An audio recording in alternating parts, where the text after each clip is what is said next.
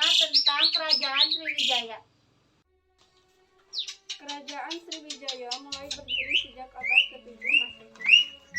Pendirian kerajaan ini dimulai dari perjalanan suci atau Sidiatara Dapuntahyang Sriwijayanasa menggunakan perahu. Dapuntahyang bahkan membawa 20.000 pasukan untuk membangun kerajaan di Sumatera Selatan dan Jambi. Kerajaan Sriwijaya ini berhasil menguasai wilayah perairan penting seperti Selat Sunda dan Selat Malaka. Para saudagar sekalian, marilah kita membangun kekuasaan kerajaan di daerah ini. Jika kami bersedia, keuntungan apa yang akan kami dapatkan, Baginda? Saya akan menjanjikan kemakmuran untuk atas nama kerajaan Sriwijaya. Sebagai awal dari perjanjian ini, kami akan berdagang selama 6 bulan. Dan apabila kami tidak mendapatkan apa yang Baginda janjikan, maka kami tidak akan datang ke wilayah ini lagi. Tentu saja itu tidak akan terjadi.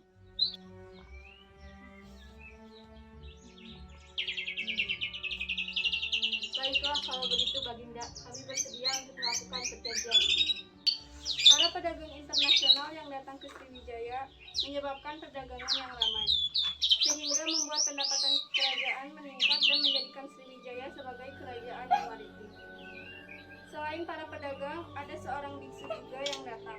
Ia adalah Di suatu tempat, penduduk sedang berkumpul dan mulailah diajarkan agama Buddha oleh Ising tinggal selama 6 bulan. Ia menyebarkan agama Buddha hingga ke kerajaan. Semenjak saat itu, Sriwijaya menganut agama Buddha. Baginda Raja, Ising sudah sampai di kerajaan dan ingin menghadap Baginda Raja. Persilakan Ising untuk masuk.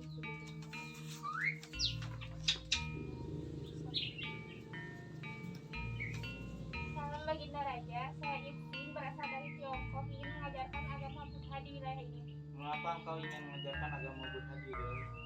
Saya ingin mengajak semua masyarakat untuk berbuat kebajikan dan mendekatkan diri kepada Tuhan. Apa yang diajarkan dalam agama Buddha? Di dalam agama Buddha diajarkan untuk melepaskan nafsu dan penderitaan hidup manusia untuk mencapai nirvana. Baiklah, aku izinkan kamu untuk mengajarkan agama Buddha di wilayah ini. Terima kasih Baginda Raja. Panglima perang, bersiaplah. Bersiap untuk apa, Baginda? Dalam waktu dekat ini kita akan melakukan ekspedisi militer ke kerajaan wilayah Bumi Jaya. Untuk apa dilakukan penyerangan ini Baginda Raja? Aku ingin memperluas wilayah ke kerajaan Sriwijaya. Baiklah, Baginda Raja. Rebutlah kekuasaan yang ada di Tulang Bawang serta Tanah Jawa, kerajaan Jambi dan kerajaan Kalingga. Baik Baginda, kami akan mengumpulkan prajurit dan menyusun strategi untuk penyerangan darat dan laut kecepatan.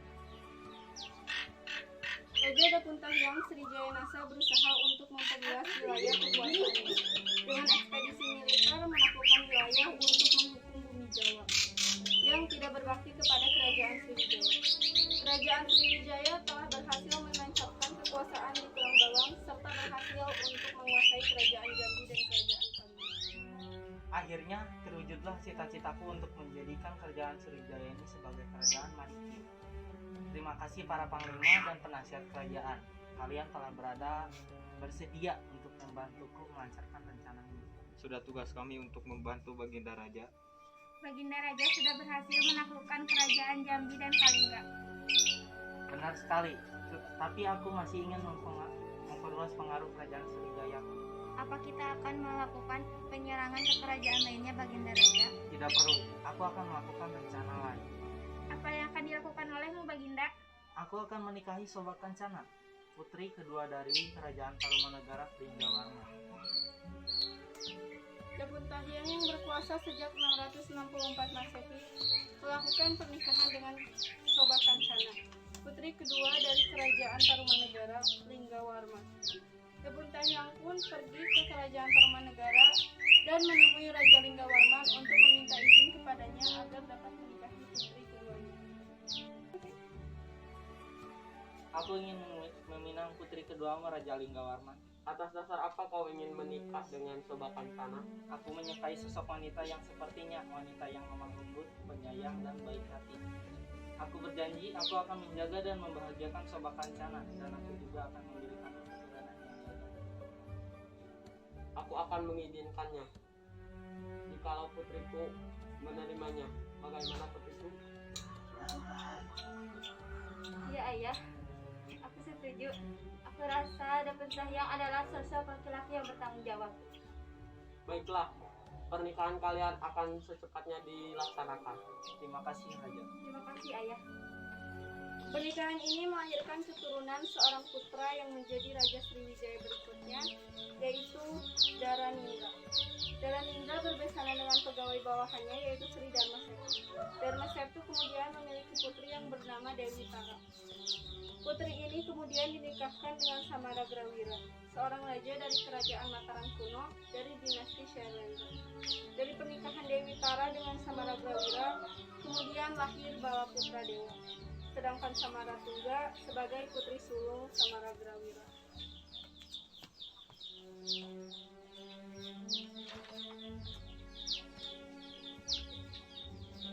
Masa pemerintahan Samaratungga dimulai pada abad ke-8. Pada masa pemerintahannya, Samaratungga mempunyai niat untuk membangun suatu bangunan yang berguna untuk memuliakan orang yang sudah meninggal dan mempunyai arti sejarah bagi masyarakatnya.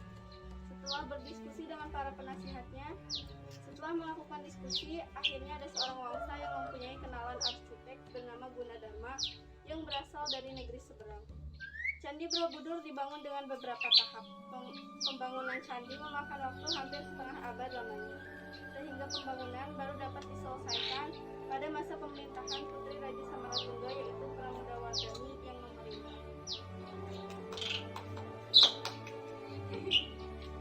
Setelah mendiang Raja Samaratungga meninggal, tahta kerajaan sempat jatuh pada menantunya Jatiningrat atau Rakai Pitaka, suami dari Pramodawardhani.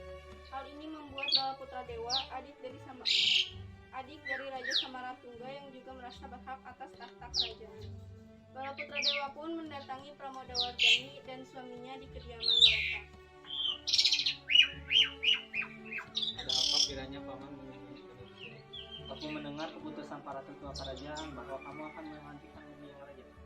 Aku rasa itu bukan keputusan yang tepat. Kenapa Paman berpikir seperti itu? Aku adalah adik mendiang, bukankah aku berhak mendapatkan tahta kerajaan?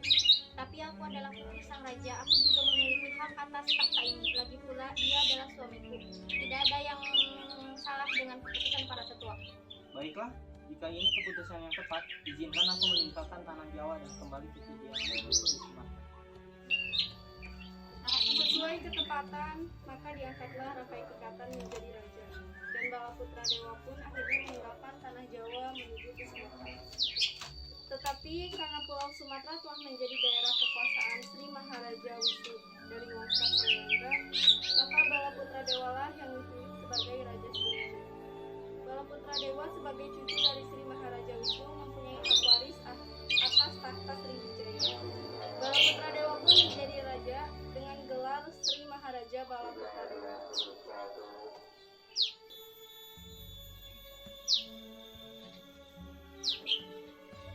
Aku akan membangun kembali kerajaan ini, menjadikan kerajaan Sriwijaya sebagai kerajaan Sahyapati di Nusantara.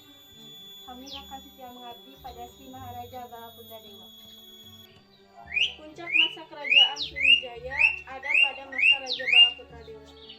Balaputra Dewa berhasil membawa Sriwijaya berhasil dalam bidang ekonomi, pendidikan, hingga kebudayaan. Saat itu, perdagangan di kerajaan Sriwijaya mengalami kemajuan yang pesat, terutama memiliki armada laut yang kuat dan memiliki jalur perdagangan yang aman.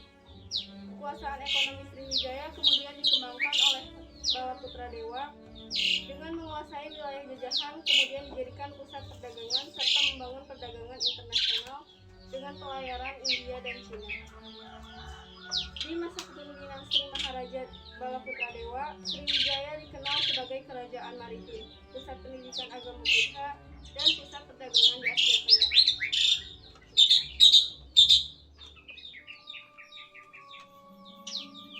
Kebesaran kerajaan Sriwijaya mulai mengalami kemunduran sejak abad ke-11. Di masa kepemimpinan Raja Sangramawijaya ke-8, kerajaan Sriwijaya mengalami kemunduran karena beberapa faktor.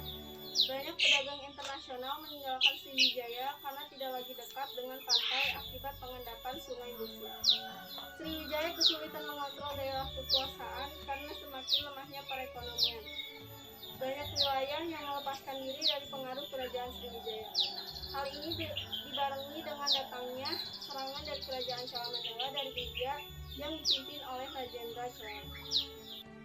Pengawal, panggilkan Perdana Menteri. Baik, Yang Mulia.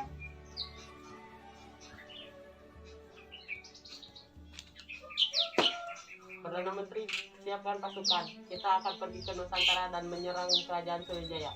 Apakah kami sudah yakin, Kakanda? Tentu saja Ratuku, aku ingin menguasai perdagangan di wilayah Sriwijaya. Baiklah, jika tekadmu sudah bulat. Kalau begitu, saya undur diri untuk mempersiapkan perang yang mulia. Pada tahun 1025 Masehi, Kerajaan Cholamandala melancarkan serangan ke Kerajaan Sriwijaya. Raja Sangrama Wijaya Tunggawarman ditahan oleh pihak Cholamandala. Salam tuanku, hamba datang membawa kabar buruk. Kabar buruk apa lagi yang kau bawa? Rajendra datang membawa prajuritnya untuk menyerang kerajaan kita sekarang. Apa? Kenapa mereka bisa melewati daerah kekuasaan kita? Kerahkan seluruh pasukan kita untuk bertempur. Baik, tuanku. Tak lama, para prajurit Cholamandala masuk ke kerajaan dan menahan raja.